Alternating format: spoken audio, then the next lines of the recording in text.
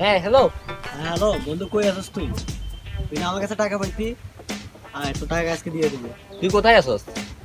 হ্যাঁ আমি বেলজিয়াম রোডে আছি, বেলজিয়াম রোডে তোর জন্য দাঁড়াই আছি। আচ্ছা আচ্ছা, ওইখানে দাঁড়া, আমি আইতেছি। রে ঠিক আছে। তুই না আমার কাছে টাকা পাইতি, ও ভাই, নে যা আরো 500 টাকা বাকি দিবি।